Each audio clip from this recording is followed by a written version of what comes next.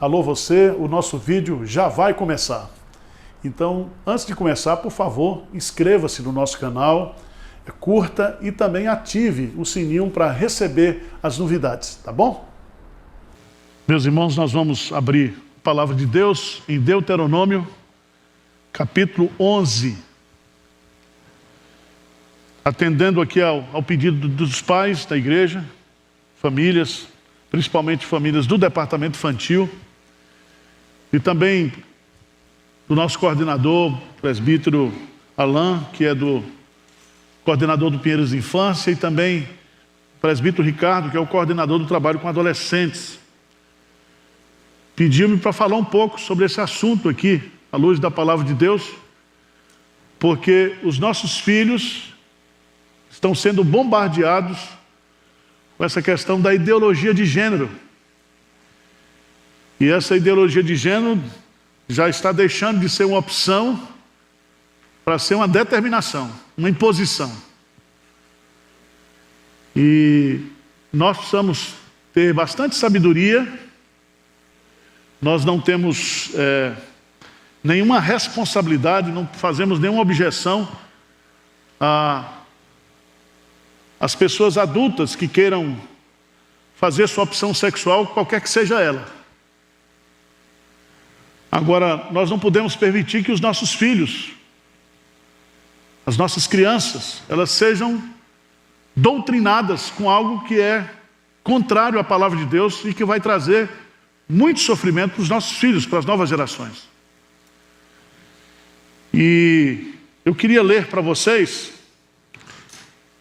porque eu entendo, à luz da palavra de Deus, que a única maneira de nós resistirmos às ideologias e fortalecermos os nossos filhos para que eles enfrentem não somente essa ideologia de gênero, mas as outras ideologias, sejam eram materialistas, sejam eram consumistas, qualquer que seja,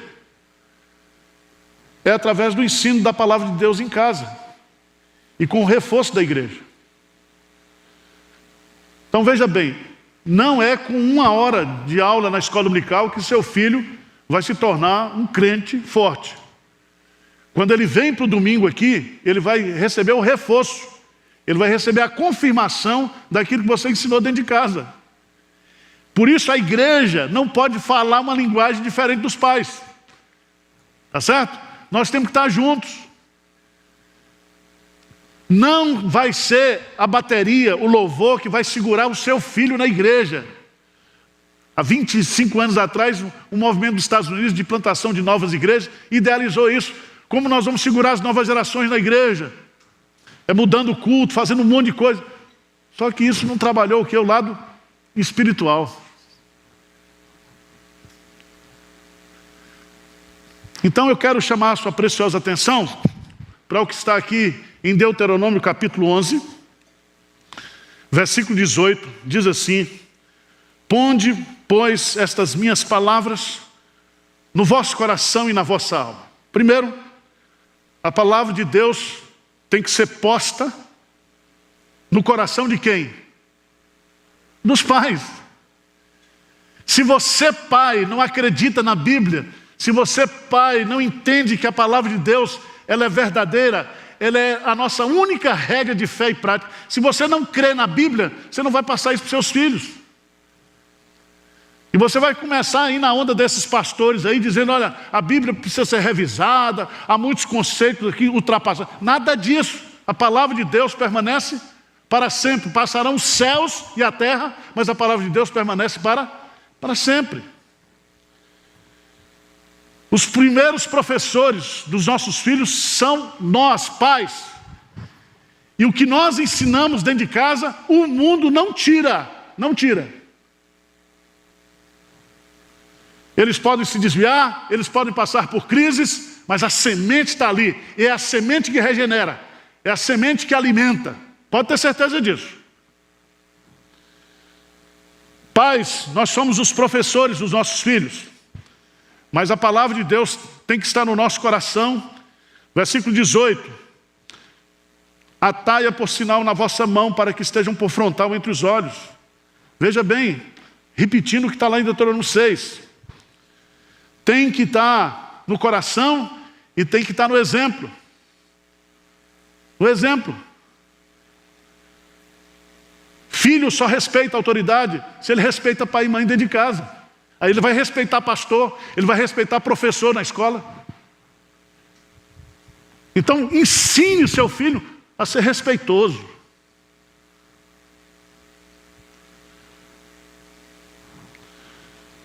Veja lá, versículo 19, vamos juntos?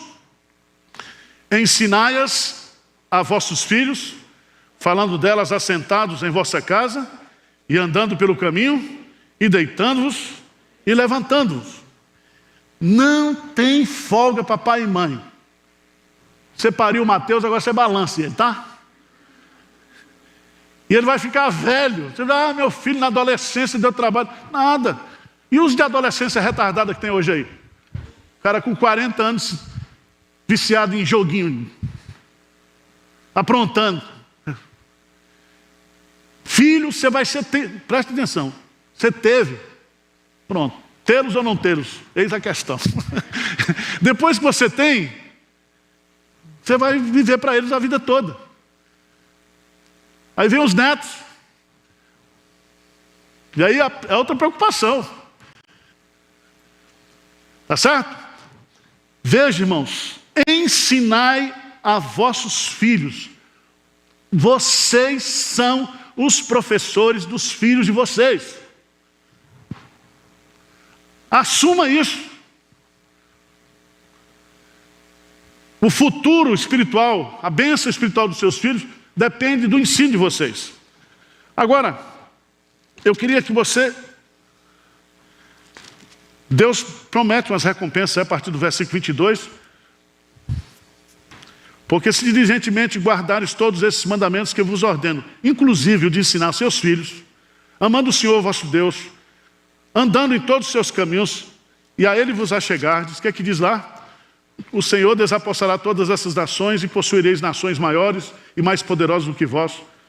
Todo lugar que pisar a planta do vosso pé, desde o deserto, desde o Líbano, desde o rio Eufrates, até o mar ocidental será o vosso. Ninguém vos poderá resistir. Presta atenção. A mentira não resiste à verdade. O mundo não pode resistir ao avanço da igreja, do povo de Deus. Creia nisso. E ele diz: ninguém vos poderá resistir. O Senhor vosso Deus porá sobre toda a terra que pisardes o vosso terror e o vosso temor, como já vos tem dito.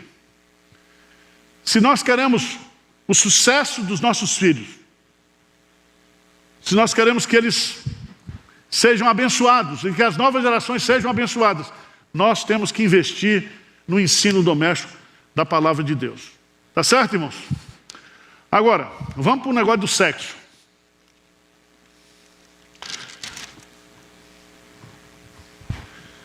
Preste atenção que você precisa, para ensinar seus filhos, conhecer o assunto bíblico sobre sexo.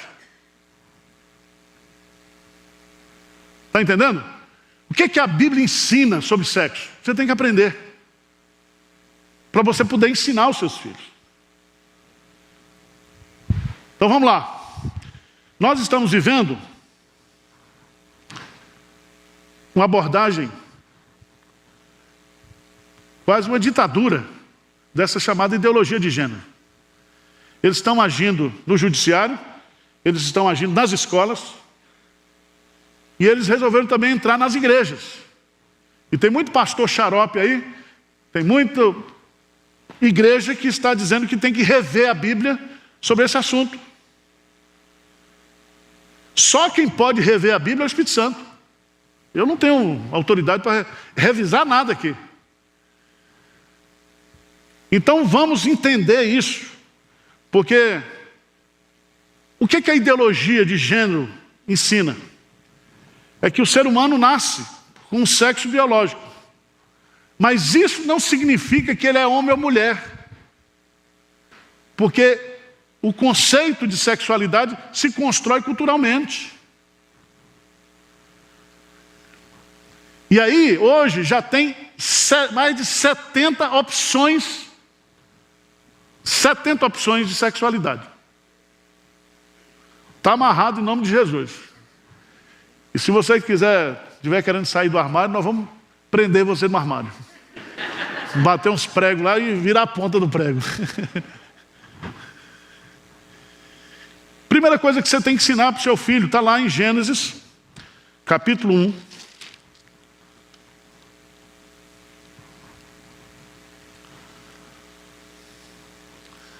Versículo 26 e 27, diz assim: também disse Deus, façamos o homem à nossa imagem, conforme a nossa semelhança.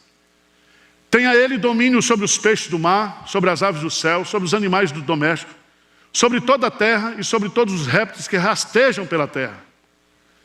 Lê comigo o versículo 27, o que diz? Criou Deus, pois, o homem à sua imagem, a imagem de Deus, homem e mulher os criou. Então, primeira lição aqui, nós fomos criados por Deus. E Deus, quando nos criou a sua imagem e a sua semelhança. Significa que essa imagem e essa semelhança tem vários aspectos. A nossa pessoalidade, Deus é pessoa. Deus é relacional. Deus tem atributos que são inatos ou natos à sua natureza pessoal. Ele pensa, ele age, ele tem vontade, ele tem desejo. Mas diz aí, macho e fêmea os criou. Preste atenção que não são duas raças. Veja no texto, veja lá. Criou, pois, o homem. A palavra homem aqui é Adão. Mas aqui, criou o homem, a espécie humana. E essa espécie humana, ela tem duas identidades que são complementares. Macho e fêmea. O que passar disso é jacaré. Você tem que ensinar isso para o seu filho, o básico. Se você observar, vamos dar um pulinho lá. Em Gênesis, capítulo 6, versículo 19. Quando houve o dilúvio, Deus deu uma lavada na terra. Lavou os bichos, lavou a raça humana. Mas ele construiu uma arca. E para continuar a humanidade depois, diz lá, veja lá. Gênesis 6,19. Lê comigo aí. De tudo o que vive, de toda a carne, 2 de cada espécie, macho e fêmea. Farás entrar na arca para os conservares. Então, cada espécie tem macho e tem fêmea. Por que isso? Porque somente macho e fêmea podem reproduzir, podem se multiplicar e pode o que? Encher a terra. 2 homens não multiplicam nada. Pode comprar esperma do outro, ovo de outro, banco não sei o que, fazer o que quiser. Mas não perpetua a espécie. 2 cachorrinhos machos não perpetua a espécie de cachorro. Tem que ter a fêmea. Então coloca isso, fala para o seu filho, não existe casamento, e aí a gente vai ver aqui, de homem com homem, de mulher com mulher. Pode chamar de união, de não sei o que você quiser, não há casamento. Porque um homem com um homem não se torna uma só carne. Deu para entender? Então preste atenção. Primeira coisa que você tem que ensinar é esse princípio básico aqui. Tá certo? Quando você nasceu, acendeu a luz vermelha lá da maternidade, disse, é menina, pronto. Você nasceu assim. Segundo princípio importante sobre esse assunto, vamos lá para o capítulo 2. Porque se no capítulo 1 tem a descrição geral, no capítulo 2 vamos para os detalhes da criação do homem e da mulher.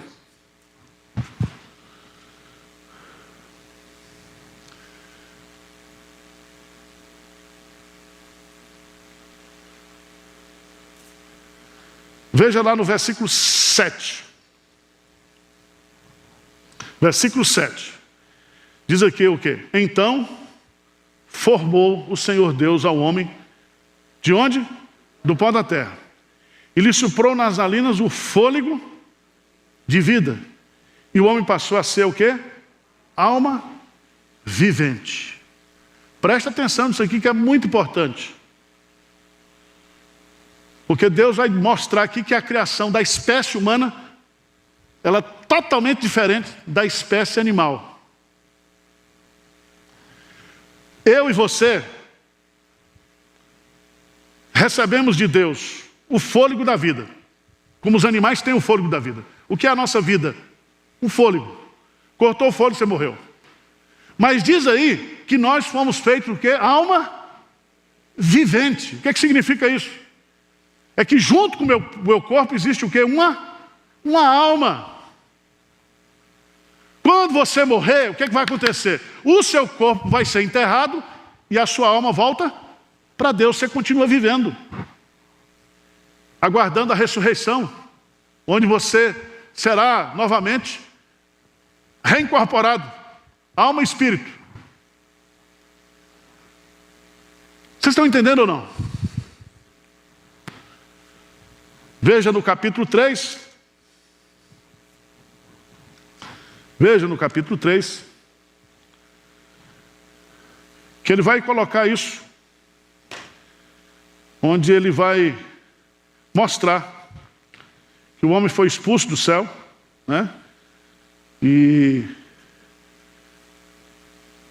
não achei aqui agora, mas é o texto que mostra claramente aí que o homem, quando morrer, o seu corpo volta ao pó e o seu espírito volta a Deus. Tem lá em Eclesiastes. Então, por exemplo, matar galinha é diferente de matar gente. Por que nós somos contra o aborto? Porque quando você mata um feto, você está matando uma criança, um ser indefeso, criado à imagem e à semelhança de Deus. Então todo esse discurso feminista, todo esse discurso marxista, todo esse discurso que tem aí, de valorização da mulher, pseudo-valorização, dizendo que a mulher tem autonomia sobre o seu corpo, ela tem autonomia sobre o seu corpo, mas não tem sobre a sua vida. E ninguém tem o direito de tirar a vida do outro. Está lá em Gênesis, veja lá por favor. Gênesis capítulo 9. Versículo 6. 9 e 6. O que diz aí? Se alguém derramar o sangue do homem, pelo homem se derramará o seu. Por quê? Porque Deus o fez, o homem, segundo a sua imagem. Eu não tiro a sua vida, você não tira, porque nós fomos criados à imagem e à semelhança de Deus. Então nós temos alma, nós temos espírito. Então, quando você mata uma galinha, você tira o fôlego da vida, não tem problema. Não vai ter alma de galinha lhe perturbando de madrugada, pegando no seu pé. Vocês estão entendendo? Agora, é importante você entender isso, porque essa ideologia está dizendo o seguinte, né? Vou pegar o exemplo da Benice aqui, que ela está mais perto de mim, eu posso falar, né? Que a Benice, ela é homem que nasceu no corpo de mulher. Já viram isso falar agora? Está na moda? Está amarrado, meu irmão, mas só estou falando aqui, dando exemplo. Tem muita gente aí que é mulher em corpo de homem, homem no corpo de mulher, ficou trocado. Presta atenção.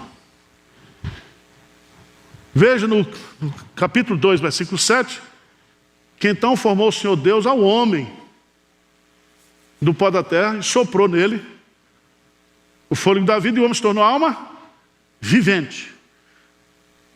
Quando uma vida é gerada, naquele momento passa a existir uma alma. Deus cria a alma. E Deus, Ele não vai criar uma alma errada, você acha que vai?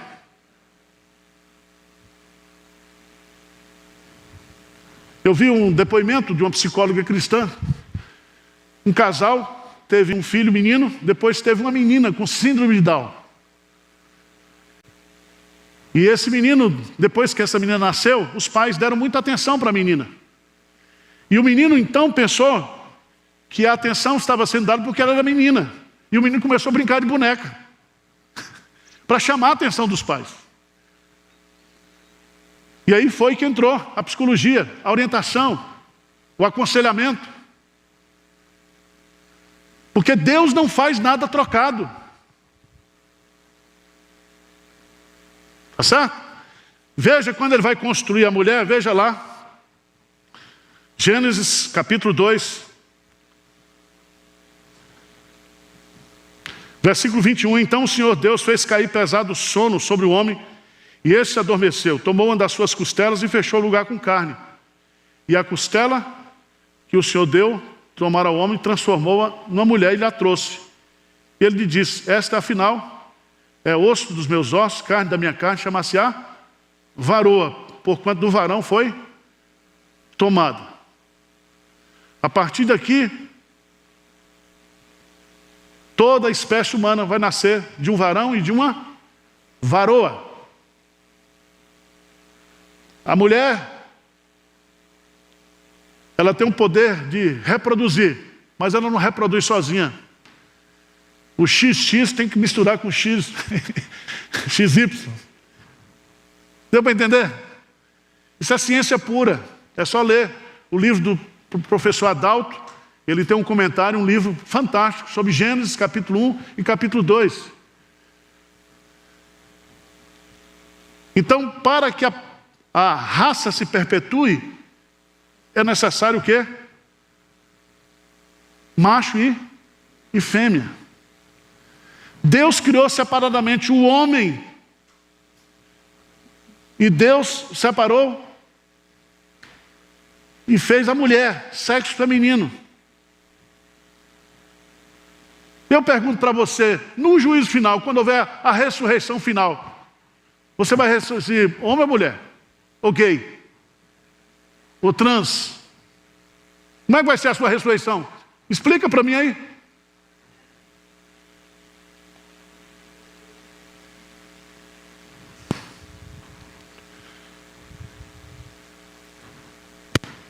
Eu sei que se você... Eu li uma reportagem uma vez chamada Como Mandar os Seus Filhos para o Inferno. Pais que não têm a responsabilidade. E no juízo final, muitos filhos vão dizer para os pais: mas pai, o senhor não me ensinou. Eu estou indo para o inferno porque o senhor não me ensinou a palavra. Então vamos ensinar para os nossos filhos. Vocês estão entendendo ou não? Ou está muito elementar? Mas a Sherlock Holmes diz: elementar, meu chefe, elementar, meu caro. Tem coisas que são elementares, são básicas, são fundamentais. É só você estudar a Bíblia. Não existe a possibilidade, porque aqui você vai observar o conceito de casamento. O que é que diz aí? Versículo 24, Gênesis 2, 24. Por isso deixa o homem, pai e mãe. O que é esse pai e mãe? É a matriz, né? De onde ele nasceu? Esse homem? Do pai e da mãe. E ele vai se unir a quem? A sua mulher. A sua. Não a do outro, tá? O casamento aqui é monogâmico. É uma relação exclusiva. A sua. A sua mulher. Não é a outro homem. Não diz aqui, por isso deixa a mulher, pai e mãe, e se unirá à sua esposa. O texto é claro. É claro. E os dois se tornarão uma só carne. Tem que ter esse negócio de côncavo e convexo, entendeu? A tomadinha. Tem que ter. Não existe outra possibilidade. Agora, você quer coisa mais clara? Vamos lá para Levítico, por favor. Capítulo 18, 19.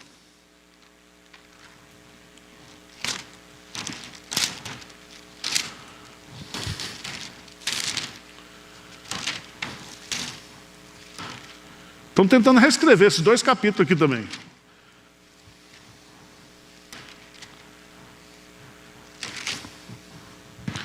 Capítulo 18. A Bíblia fala de casamentos o quê? Ilícitos. Aquilo que um deputado baiano quer fazer agora, ele está chamando incesto de casamento. Nós vamos aceitar isso ou não? Nós vamos aceitar pedofilia como uma coisa normal? Direito da criança? Vamos aceitar isso? O que a Bíblia fala? Vê lá. Levítico capítulo 18. Disse mais o Senhor a Moisés, fala aos filhos de Israel, e diz: eu sou o Senhor vosso Deus.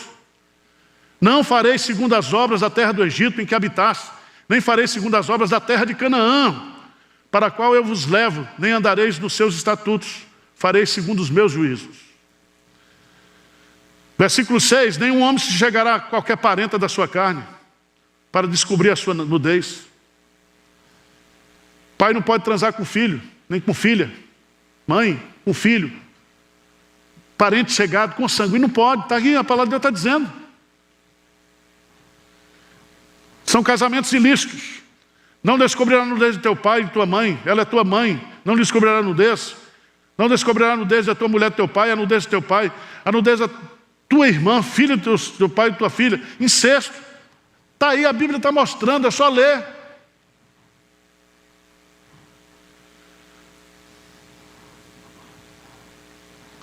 Termina dizendo no versículo 18, não tomarás com tua mulher outra, de sorte que ele seja rival. Se uma mulher já dá trabalho, você arruma uma rival, você está perdido. Dentro de casa, debaixo do mesmo teto. O que Deus está proibindo aqui, gente? A poligamia. Ah, mas Davi, meu irmão, esquece. A Bíblia registra o que aconteceu, não julga se está certo ou errado. Mas a Bíblia está dizendo que é marido de uma só mulher. Aí vem para as uniões abomináveis. Veja bem, tem os ilícitos e tem os abomináveis. Quais são os abomináveis? Fala dessa questão do sexo no período da menstruação. Fala deitar com mulher do teu próximo, adultério. Fala dedicar filhos a deuses. Agora no versículo 22, o que diz aí? O que diz a Bíblia? A Bíblia, o que a Bíblia diz? Com homem não te deitarás como se fosse mulher. Isso é o quê? Abominação. Tá certo? Agora, como é que tem pai crente que está em dúvida disso, irmãos? Por quê? Você é crente, cristão. Você está com medo de falar isso para o seu filho, sua filha?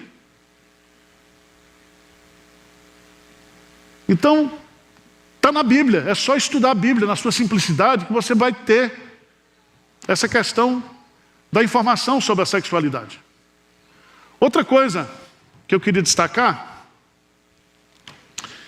que é muito falado, as feministas falam, né,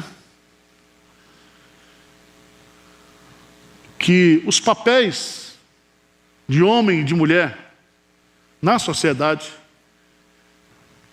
esses papéis foram uma determinação cultural.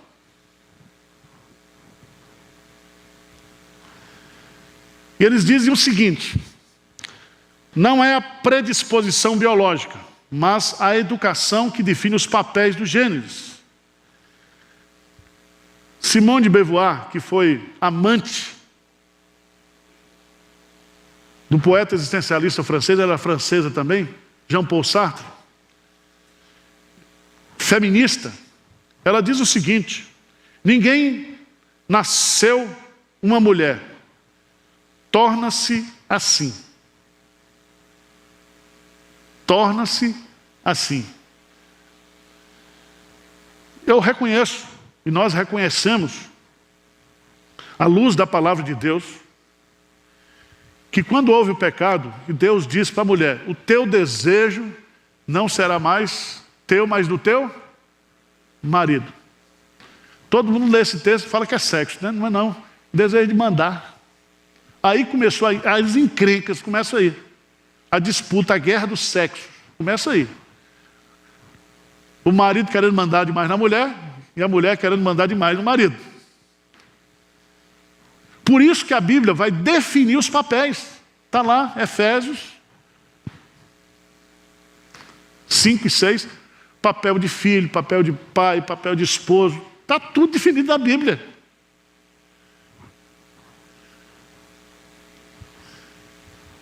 Preste atenção, porque a Bíblia, ela não corrobora nem com o machismo, nem com o feminismo.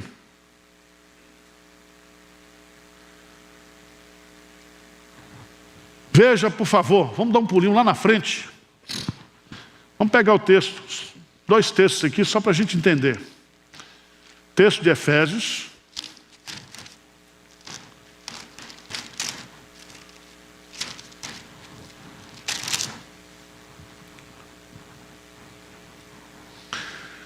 A partir do versículo 22, diz: as mulheres sejam submissas ao seu próprio marido, como ao Senhor, porque o marido é o cabeça da mulher, como também Cristo é o cabeça da igreja, sendo este mesmo o Salvador do corpo. O primeiro aspecto que tem aqui é que existe uma hierarquia do ponto de vista natural. Deus, Cristo, o homem e a mulher. Está aí. Essa hierarquia não é de poder, é de responsabilidade e liderança. Porque Cristo não é menos poderoso do que Deus. Quando você vai ver o texto de Gênesis, você vai descobrir que o homem não achou para si, em toda a espécie criada, um auxiliador que lhe fosse idôneo. Então Deus criou o que? A mulher. Então, qual é a ideia do sexo? Dos sexos? É a ideia da complementariedade. Um homem sozinho, ele não é completo, uma mulher sozinha não. Então, quando eles se casam, eles se completam. Tem homem solteiro? Tem mulher? Tem. Certo? Não tem problema nenhum. O cara quer ser solteiro? Quer ser celibatário? Tem. Tem até um gênero agora que é o assexuado. Eu nasci mulher, mas não gosto de sexo. Gosto de chocolate. Tudo bem. Mas o que a Bíblia ensina é isso. A ideia de complementariedade. E dentro da esfera da família, tem os papéis. Veja, eu vi uma reportagem crítica. 2 homens que estão unidos adotaram 2 crianças e chamam os 2 de pai.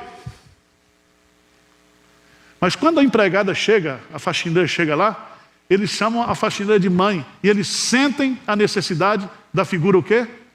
Feminina. Os filhos, eles foram criados com dependência de pai e com dependência de mãe. Não tem jeito.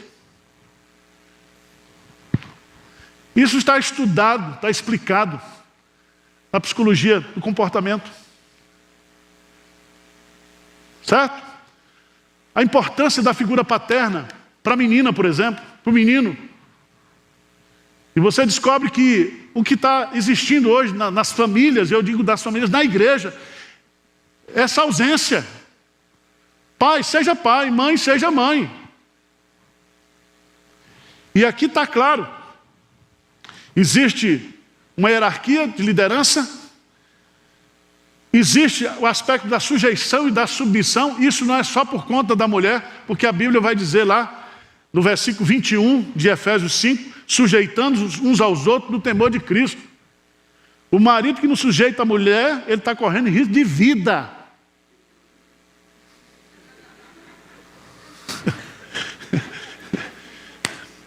É assim não, Tiago? A mulher entra no quarto, o espaço é dela. Você pega uma beirada de cama e olha lá. Não pode nem roncar. Não vou falar de guarda-roupa, de espelho, nada. Ela é dona do pedaço. Mas o que é que a Bíblia diz sobre isso? Quem é que é a dona da casa? Vamos lá para Tito, capítulo 2.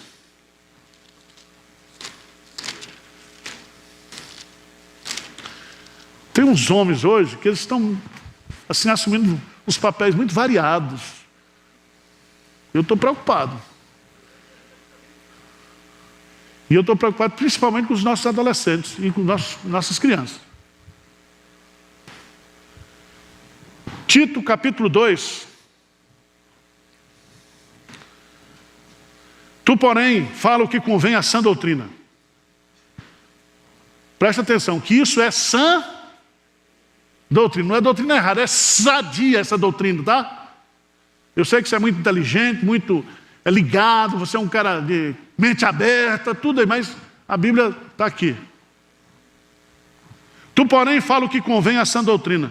Quanto aos homens idosos, que sejam temperantes, respeitáveis, sensatos, sadios na fé, no amor e na constância. Quanto às mulheres idosas, semelhante que sejam sérias em seu proceder, não caluniadoras, não escravizadas a muito vinho, sejam mestras do bem. Porque a mulher idosa, muitas vezes, vai ensinar para as mulheres novas as suas frustrações.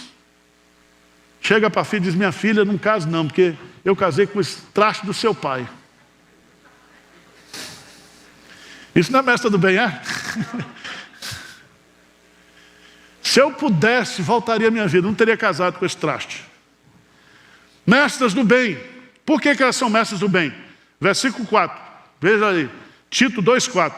A fim de instruírem as jovens recém amarem o marido. Não é trair o marido, não é botar chifre no marido, é amar o marido. Amar o marido.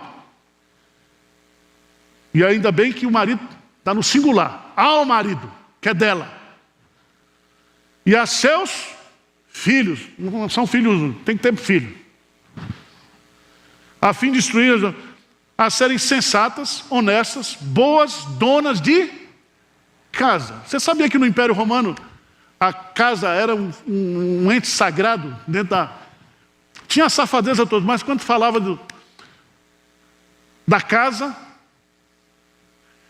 havia a ideia, a casa de César, a casa de Onesíforo, a casa de Priscila e Áquila. A ideia de casa era uma ideia respeitada. Havia direitos que protegiam a família. Havia o pátrio poder, mas isso dentro de uma estrutura romana, de direito romano. Boas donas de casa, bondosas, sujeitas ao seu marido, para que a palavra de Deus não seja o quê? Difamada. Aí vem os moços e vem um conselho para Tito. Então, irmãos, olha, não dá para a gente passar tudo em 45 minutos, mas a Bíblia define os papéis. Certo? Define os papéis. Existem uns exagerados, você sabe, né? Como diz Cazuza, exagerado. Tem uma linha hoje aí que diz que mulher não pode trabalhar, mulher casada não pode trabalhar fora. Não tem base bíblica para isso, tá? Porque a mulher de Provérbios 31, quem a achará? A mulher tomava conta da casa, comprava, vendia, costurava. A mulher era nota 10, né? O que a palavra de Deus diz? A mulher sábia edifica a sua casa. A mulher pode trabalhar, pode, sem abrir mão do seu papel de esposa, sem abrir mão do papel de dona de casa. O casamento, irmãos, é um espaço que Deus nos dá de relacionamento, marido e mulher, não para gerar frustração, mas para gerar o quê? Satisfação, realização. Então nós temos que ver isso. Não adianta você estar bem e sua mulher estar ruim, infeliz. Não pode. Os dois têm que estar bem. Deu para entender? Tássia disse para mim assim: ainda bem que eu sou inteligente, que se você tivesse casado com uma mulher burra, você ia enrolar ela o tempo todo.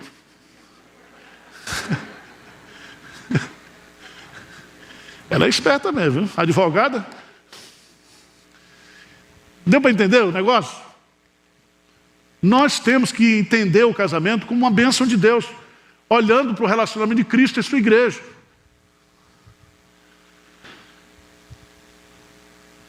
Quem é que põe marido para frente? Quem é? É a mulher. O marido fica lá assistindo televisão, matricula ele num curso. Vai estudar, rapaz. Vai se realizar, vai se informar. Irmãos, nessa área de aconselhamento de casais é um negócio muito sério, porque quando não se vive o papel bíblico, sempre dá problema. Homem banana que não lidera a casa. A mulher passa como um trator. E geralmente quando a mulher manda, traz a sogra junto para mandar, o sogro. É um inferno. Porque no vácuo da liderança, aí surgem os impostores, né? Outro dia eu estava no supermercado fazendo feira, mas a mulher estava dando uma esculhambada no marido e eu torcendo para o cara reagir.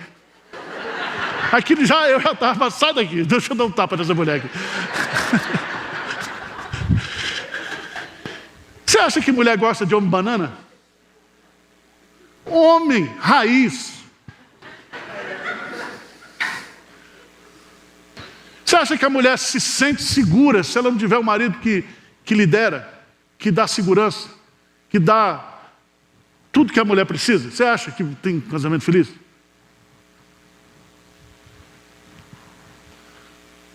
Estou falando de marido e mulher, os papéis da Bíblia, da palavra de Deus. Eu não sei como deve ser. Se duas pessoas do mesmo sexo, se os sexos são complementares, como é que vai complementar? É uma relação conflituosa, insatisfatória. Pode ser exibicionista, mas não pode ser feliz. Mas vamos lá. Vamos concluir antes que eu seja preso.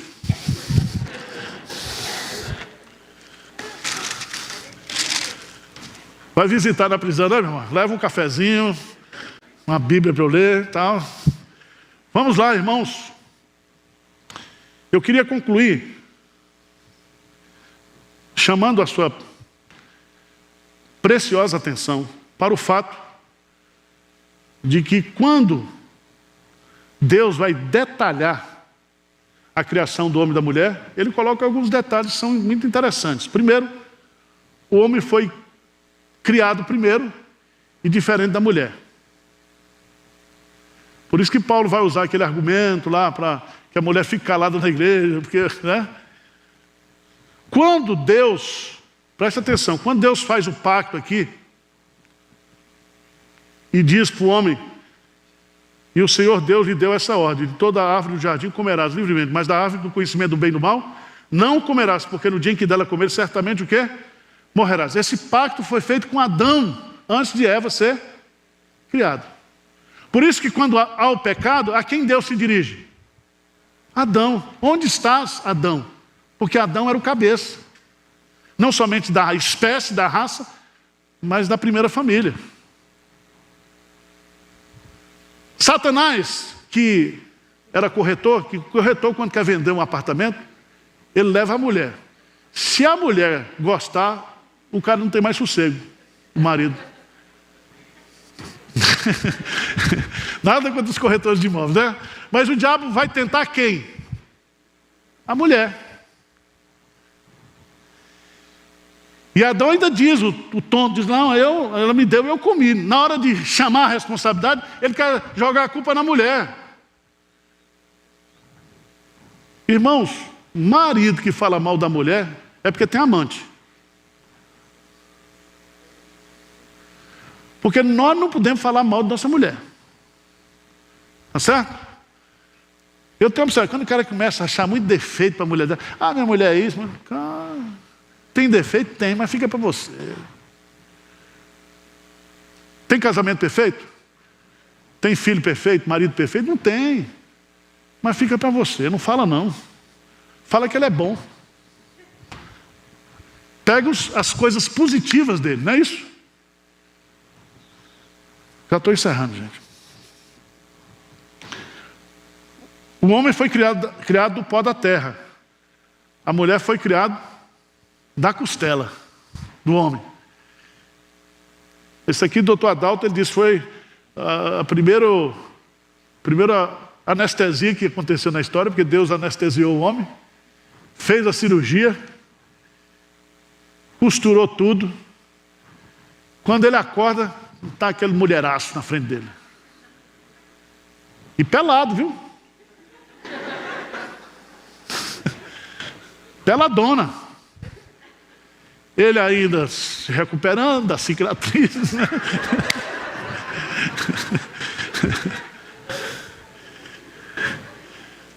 Você acha que Adão foi feliz? Hein? Vamos dar um pulinho ali na frente, para Gênesis, capítulo 5.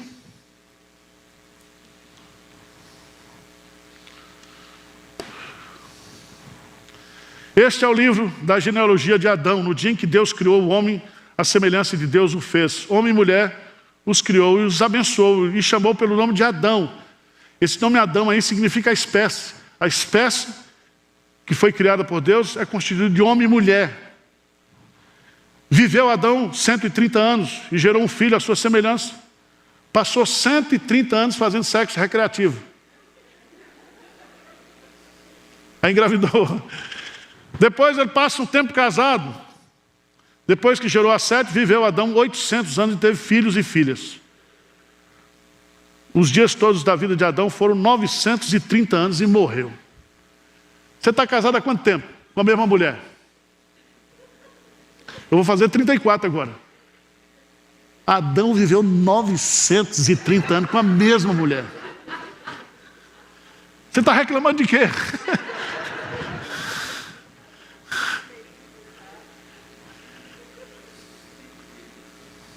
Vou parar que eu já estou ficando parecido com aquele pastor que conta piada de casais, né?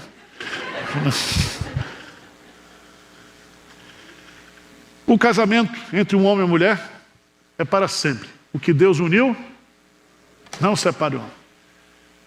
Se está ruim, aguente mais um pouco, porque daqui a um dia ele morre. E lá no céu não se casam nem se dão em casamento. Não foi o que Abigail fez? O Nabal? Ela casou com um demônio dentro de casa. Aí um dia lá Deus matou o homem, levou. Eu não sei se ela orou, mas que Deus levou, levou. Aí ela foi ser esposa de Davi. Tá certo? Então tenha paciência, tenha paciência.